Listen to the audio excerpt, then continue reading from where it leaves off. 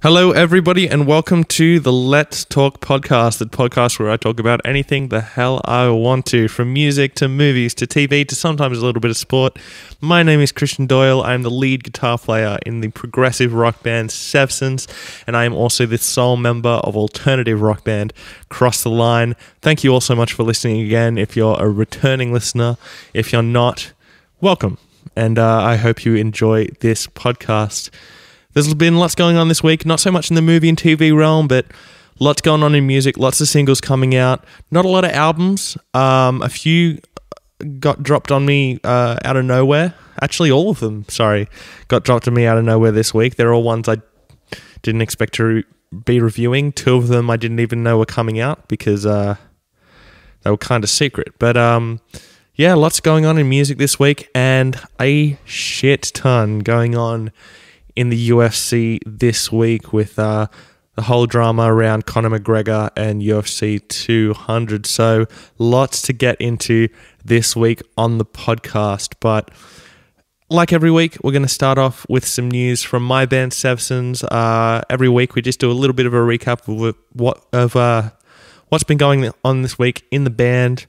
And there's been a lot. We finished tracking bass for our debut album this week, which is really exciting because it's just that one bit closer to having it finished and having it in your guys' ears. So I really can't wait for you to hear it. H did an amazing job tracking bass and knocked it over in 2 days. So we've only got lead guitars and vocals to go now. So it's getting pretty close. And then we send it off for mixing in the middle of May. So keep your ears out. It's going to be really exciting. Also this week we announced our show at Hot Damn.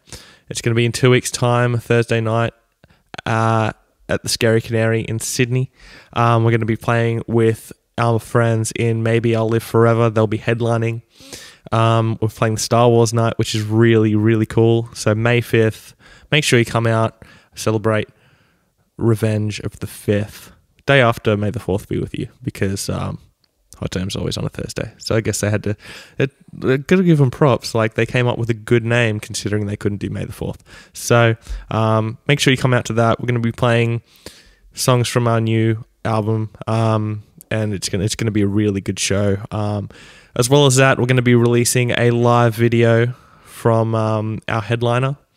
It's going to be of our song Nebulous, the first single from our album, and yeah, it's a really intense video. Like, first time I watched it, I got chills. I didn't think that we put on a show like that, but it really is a great thing to watch. So keep your eyes out for that one on this channel. Moving into music news for this week. This is such a shitty story to start with. Axl Rose has officially joined AC/DC for their remaining shows.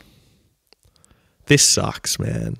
I have huge respect for both artists, both Axl Rose and AC/DC, but I feel like this combination doesn't fit, for one, going off everything AC/DC have stood for in their long career. They're just polar opposite identities, Axl Rose and AC/DC. They have completely different ideologies and stand for, completely different things. Axl Rose is the money-loving show-off. AC/DC are the hometown boys who got lucky and just happened to be the best rock band in the world. So, and as well as that, Axl Rose, he has proven it differently so far on the Guns N' Roses reunion tour. But he's not known for his tardiness playing live or his singing live. Now, I have watched a few of the videos from the Guns N' Roses reunion so far, and he is sounding good, but he is sitting down for the whole time. So it'll be interesting to see what happens when he has to stand up and is trying to catch his breath because he moves around a lot. So his vocals could deteriorate from that. And something bugged me about the way they announced this combination of bands. Firstly, they tossed Brian Johnson off to the side like he had been in the band for 5 minutes and hadn't contributed anything to them, when in reality, he's been in that band for 30 years and he's contributed more to it than Bon Scott did. And Bon Scott got AC/DC their start, and I have huge respect for him. But Brian Johnson, without him, that band would not be around right now. Their biggest album is Back in Black, and that was written vocally by Brian Johnson. He's written some of the band's biggest songs. As much as the other members of AC/DC wish that Highway to Hell was the best AC/DC album, it's not. It's Back in Black. And the way they just kind of were like, oh, hey, Brian Johnson, thanks for your work. We'll see you later. Bye. It's just like, that's a nice way to really pay tribute to a man who you wouldn't have a career without. So, and as well as that, it's not like his hearing's done for good. Give him a year, give him 2 years, and then come back and do your final shows. Don't go out limping, dragging along Axl Rose with you. It's not AC/DC with Axl Rose. It is a completely different band. It's just it's a cover band. They don't have their drummer. They don't have Malcolm Young, and now they don't have Brian Johnson. So, like, what's the point, guys? Give it a year. Give it 2 years. You should have come back with Brian just for the last few shows, and it's just disappointing to see. Another thing that bugged me about the day it was announced is it was the day that Guns N' Roses played Coachella, the first weekend of Coachella. And as we all know, Axl Rose is an egomaniac, and he found a way to make the Guns N' Roses reunion about something that's not the Guns N' Roses reunion by bringing out Angus Young to play 2 songs. It's a Guns N' Roses reunion show. Why are you bringing out the guitar player from AC/DC to play AC/DC covers and promote the AC/DC tour when it's the Guns N' Roses reunion shows? How fucking egotistical are you? It's bullshit. If I was anybody else in that band, Slash, Stuff, anybody else in that band, I would be fuming about that, and I wouldn't have said yes to it. It's so egotistical and so bullshit. You don't do that. We've been waiting, 20 years to see Guns N' Roses get back together and play some shows. And the first major show at a big festival like Coachella, you bring out a member of AC/DC because you're going to be playing some shows with them for a few months before you do the rest of the Guns N' Roses shows. It's like, fuck off. Seriously, it's bullshit. Anyway, that's all I really have to say on that subject.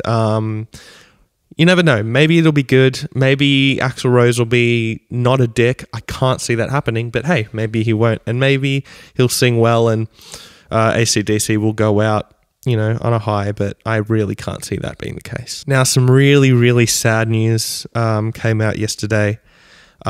Prince has passed away. Now, I've never been a fan of Prince's music. Honestly, I've never given him a listen. I've heard Purple Rain, but I haven't really gone past that. But the impact he has had on the music community over his career is bigger than anybody else in this world.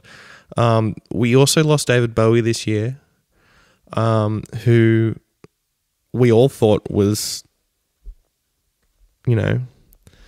a major influence on everybody, every band that's out there today, and Prince even more so. Not to take anything away from David Bowie, but Jesus, we're losing 2 of the most iconic musicians in the world in 1 year. It's such a sad year for music deaths, and Prince is no different. He's going to live on through his music. So many bands have already showed their grievance towards Prince dying. Corey Taylor covered Purple Rain last night in his first acoustic show in a while. And Steven Wilson also covered a Prince song during his set, and also covered a Bowie song. And he's really paying tribute to those 2 legends. But Prince is such a sad loss. He was one of the greatest guitar players in the world to ever pick up a guitar, ever. And just just an iconic man who everybody is going to miss deeply. And yeah, he's just such a big part of what music is today. And without him, the world's just not going to be the same.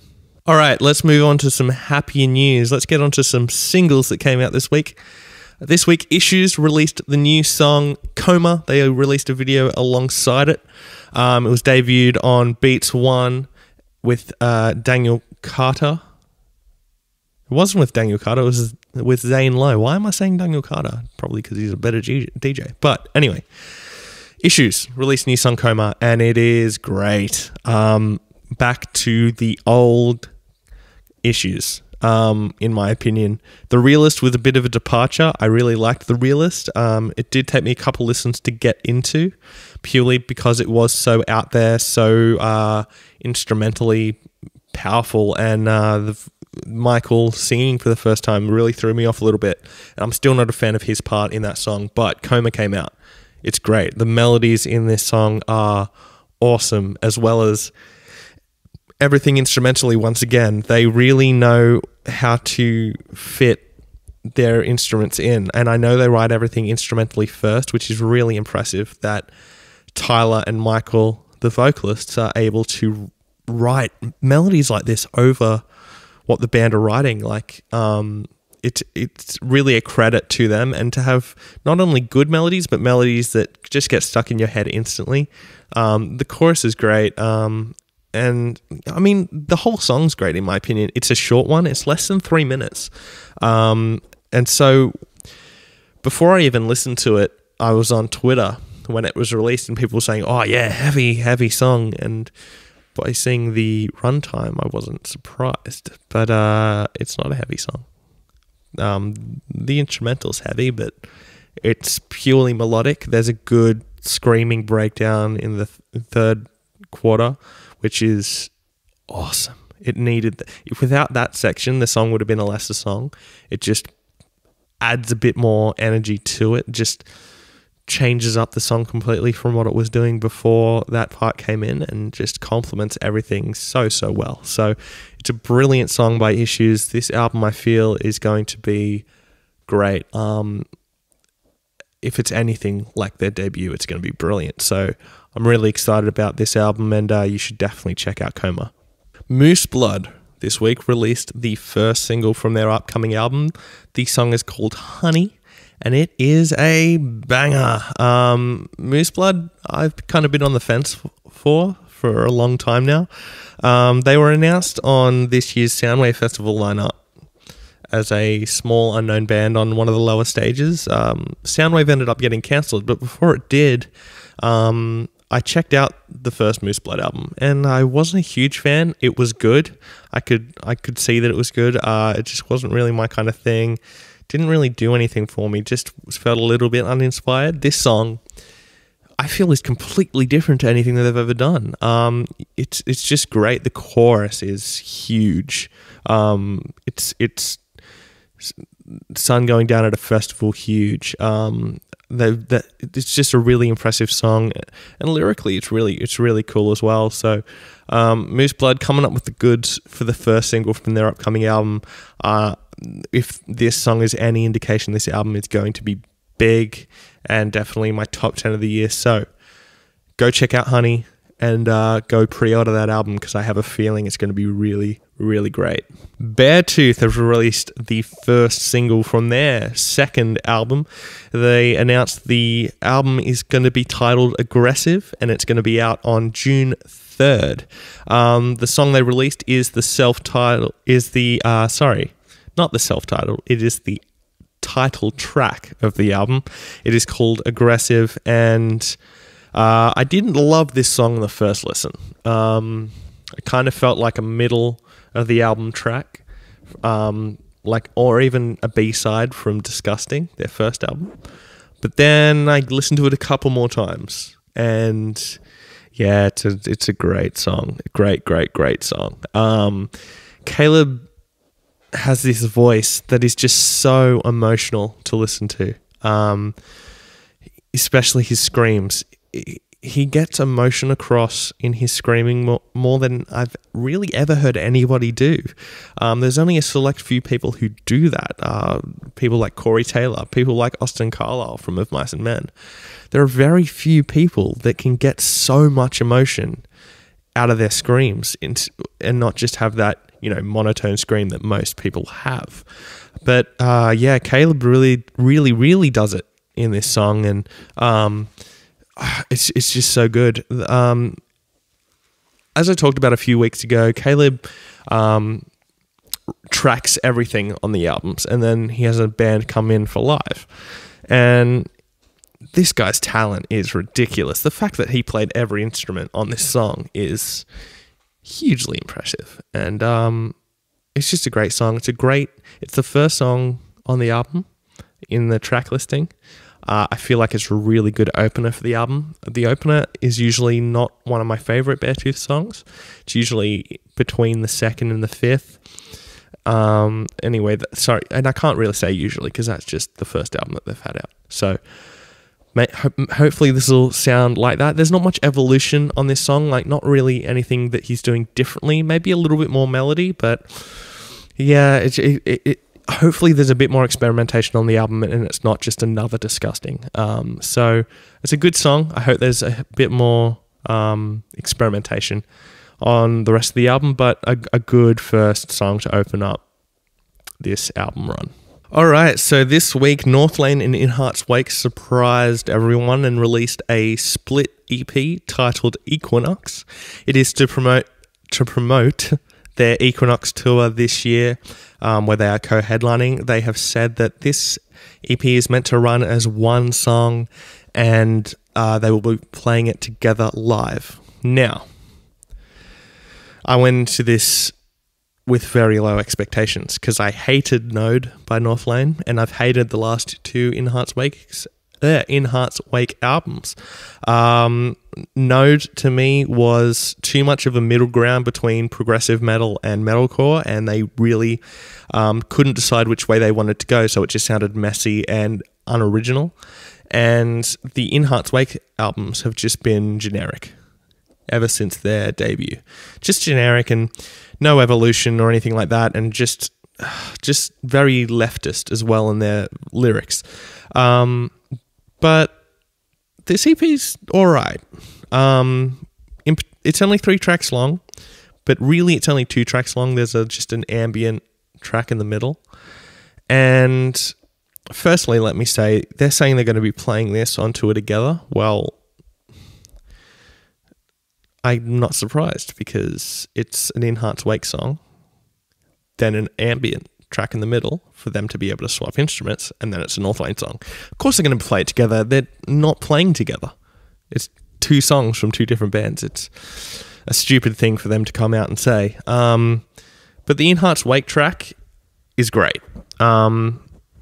I don't think they've ever used their screaming vocalist to do cleans before, but his voice is great, much better than their other singers. And the fact that he sings the chorus just gave it this. He has this gritty voice, which is really, really great to listen to. The song's a little bit too long, goes for 6 minutes, which, as I said, is a little too long, kind of repetitive, but overall it's a good track. However, the Northlane song, they still haven't decided what they want to do. It sounds exactly like it's off Node. It's just shit. And it doesn't even sound like a main track on Node. It sounds like a B-side. It sounds like something that they, hid away and didn't want anybody to listen to. And Marcus Bridges' voice, I cannot get into it. It's whiny and it's unpleasant to listen to. And I hate that because I was really excited that Northlane were going to go in a new direction with a new vocalist, and Marcus has been the wrong choice in my opinion. And hopefully it's going to improve and they'll write some good songs, but this one definitely isn't. So overall, it's half good. I can't really give the Northlane track any props because it's kind of shit. So I'm going to give it a 2.5 out of 5 for the EP. And that instrumental track in the middle that's just ambience. Yeah, of course you're going to play the fucking EP live together because you're going to swap over instruments during that ambient piece. But, whatever. 2.5 out of 5. This week, Metanoia, a local progressive rock band from Sydney, released their debut EP. It is called Metanoia, self-titled. Now, we had the privilege of playing with Metanoia when we supported Opia a couple of months ago. They opened up the night along with Genetics, Us, and Mercury Sky. And they were great band live. The musicianship in that band is really, really good, and they really pull off their songs live, and they hadn't released anything at that point, so I didn't really have anything to go off in that regard, but they released their debut EP this week, and it's really, really good. I really enjoyed listening to this EP. The songs are written really, really well. A couple are maybe a little bit too long, but I think that's just a progressive rock thing. I mean, I know it's a progressive rock thing because I'm in a band of that genre. But yeah, maybe if they'd done something a little bit differently in a couple of the songs, it just would have made it worth being that extra minute, 30 seconds longer.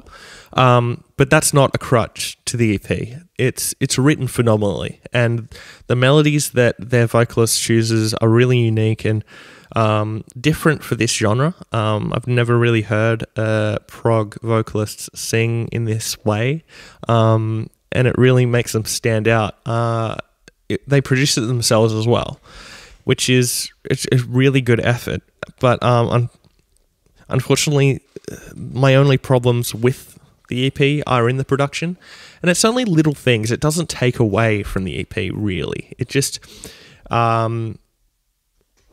I myself am a sound engineer and a producer, and I asked the other members in my band whether they heard these production issues, and they didn't. So maybe it's just me being aware of these things just because I'm around it so much that I can hear it.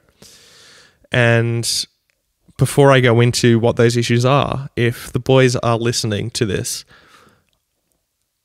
don't be discouraged by that, because I mixed our first 2 singles from this upcoming album, and they're not mixed well either. I know that.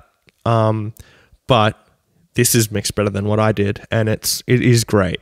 It's little tiny things and things that nobody else can hear. It's just me because, I'm mates with these guys, so I don't want to offend them. But I do have to critique because that's what I do.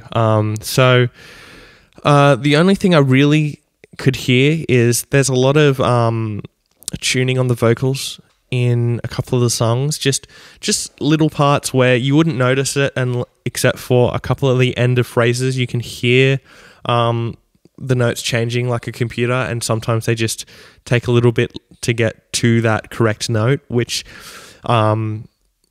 is not something I was listening out for. I just could hear it. And I feel like if that production had been taken down a little bit, the vocal would have sounded a bit more natural and given it a bit more emotion. And the only other thing is in one of the songs, I think it was Into the Cold, in the verses when the drums are playing, the kick is playing 2 different notes. I don't know if that was done intentionally. If it was, then it's not a problem, I guess. I just heard it and thought it was just 2 different samples. So really that's the only negatives I have for this EP, just tiny little production things, but that's really understandable when it's all done in-house and it's all done with no budget, and they've done a phenomenal job, and the songs are really good. You really need to go check it out and support these guys. It's up on Bandcamp now. It's up there for Name Your Price.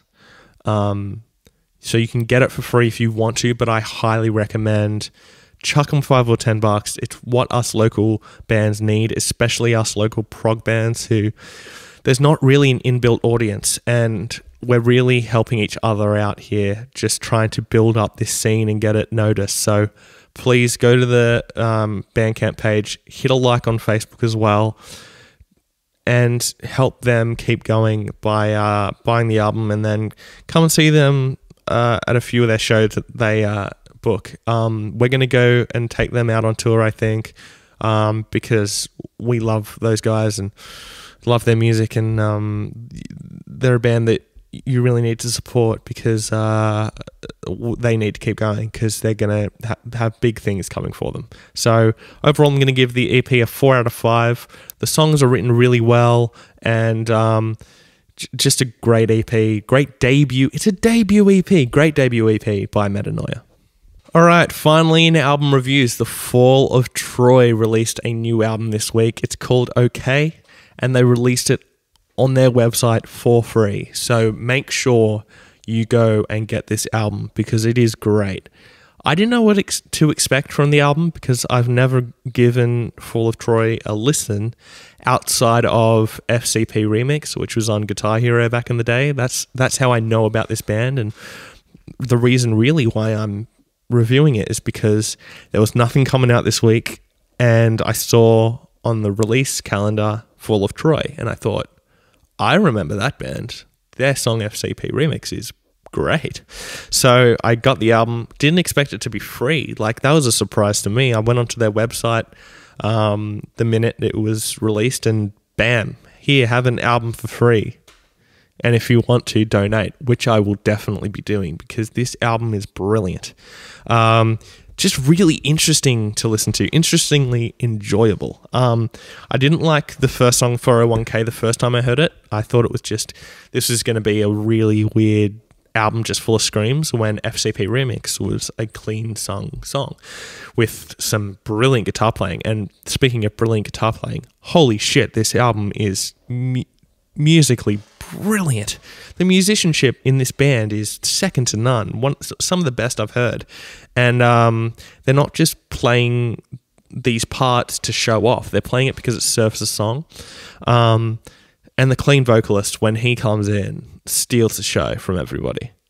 The melodies he picks amongst this chaos of guitars and drums and bass are brilliant. I don't know how you write to that, man, but you do an amazing job, and it's just a great album full of so many bangers, and just weird as well. Something completely original, which is really refreshing to see because, you know, a lot of bands fall into a category and stick to that, and Fall of Troy don't seem to be that band. I don't know if the rest of their albums sound like this. I'm going to go find out, but it's just really original and really, really fun to listen to. It's not something you have to think about, even though it's so complex. It's not like a progressive rock album where you're sitting there like really delving into it with your mind. This is a sit down and enjoy the fuck out of it while they fuck your mind type of album, and it really accomplishes that. And it's a really great album full of some great songs. The top 3 for this album are Inside Out, Auto Repeater, and the final track, Your Loss. 3 brilliant songs. If you're going to go and check out this album, don't even go on YouTube and check out these songs first. Go onto their website. It is out there for free. There's no loss in this. Go get it. Go listen to it. It is brilliant. You will love it. I don't even know what genre to call it. I don't know, fucking hardcore prog? I don't know. It's really hard to describe what this album is. So go listen to it for yourself. I have a really big feeling anybody who listens to this will really enjoy it. I'm going to give it a 4.5 out of 5. It is really great, so make sure you go check that out. Finally, this week in the UFC, there's been quite a bit of controversy going on. This week, Conor McGregor came out on his Twitter announcing, "I've decided to retire young. Thanks for the cheese. I'll catch yous later." Now, I'm a huge McGregor fan. Huge. I only got into him recently through our vocalist in our band, Reese. And he's really become a symbol as to what we want our band to be like attitude-wise. And, the whole thing of you will only accomplish what you set your mind to and what you will concentrate on, and he really encompasses all of that. So seeing him come out with that this week, the morning I woke up to it, was really sad for me, because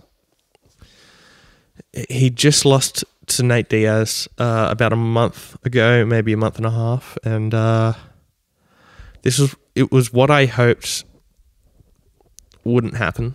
I thought he'd be a bit stronger than that, and then it was sad, but I also thought this is probably just a joke kind of thing. And then he got pulled from UFC 200. Dana White, the owner of the UFC, went on to SportsCenter and announced that he had pulled Conor McGregor out of UFC 200 because he wouldn't attend a press conference.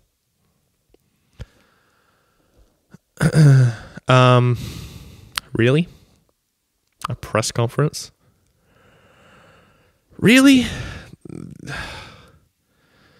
Dana White, I'm new to Dana White, so other people I talk to say he's always been like this.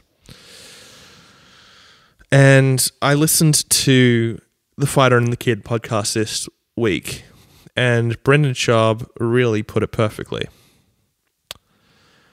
Dana White is trying way too hard to be a famous person and not be a businessman. If he was acting like a businessman and not a celebrity like he's trying to be, he would think a number of things by McGregor saying, look, I'm in Iceland right now training. I don't want to travel halfway across the world to A, skip training, B, be exhausted when I get back because of jet lag and all that kind of stuff. And C, just because he wants to focus on Nate Diaz and getting the job done and not promoting. Other fighters doing all this promotion is different because they just go and answer the same question same time every single time. Conor McGregor comes out and he's electrifying to watch talk, and he has to, be focused on that. But he's realized that the amount of promotion he's been doing for his fights lately has been affecting his performance, and it affected his performance against Nate. He was exhausted in that second round. You could see it. So Dana could have seen this as an opportunity instead of a crutch. It would have made a great storyline for UFC 200 if it had been, Conor wouldn't turn up to the press conference. Must mean he's scared. Let's use that to promote the fight. But no, just pull him from the card. Your main star. He has earned you guys $400 million in his last 3 fights. Come on, people. Be a businessman. Stop trying to be a celebrity. Stop trying to be in front of the cameras all the time. Just run a business. And the way Dana has gone about this, I can see his side, that people are saying that he apologizes for Conor too much and lets him do whatever he wants. But he's your biggest star. You got to sometimes just, help him out a little bit. And this is one of those times, I think. Now, Conor did come out yesterday and clarify his statement. He said he is not retiring. He said he is ready for UFC 200 if they still want him on that card. He said he will fly to New York for the other press conference if he has to. But his social media will get more views than that press conference, so why not just get him to Skype in or something? It'd be a lot easier. It would mean your fighter's not getting jet lag. It means he's still promoting the fight. It's all going up online anyway. Fuck it. It just doesn't make sense to me. So, Conor is out of UFC 200. Dana, they had that press conference for UFC 200 this morning. Dana said that he will not be fighting at UFC 200, and he will not be fighting at New York at Madison Square Garden. He'll be fighting before that. And it will be against Aldo or Edgar for the title, depending who wins tomorrow. So it's just a stupid, shitty situation, and hopefully it gets resolved, and we'll see Conor fighting again soon. Dana said if he doesn't fight shortly after 200, he's going to strip him of the belt. So it just seems like a fight that Conor's going to lose just because of Dana's ego. So that's all I really have to say on that. All right, thank you all so much for listening this week. It's been another great week for music, and a really bit of a bummer week for UFC, but overall a good week. This week I'm going to leave you with a song from Metanoia's debut EP. This song is called Statues. Thank you all so much for listening. I've been Christian Doyle. Fresh Grants.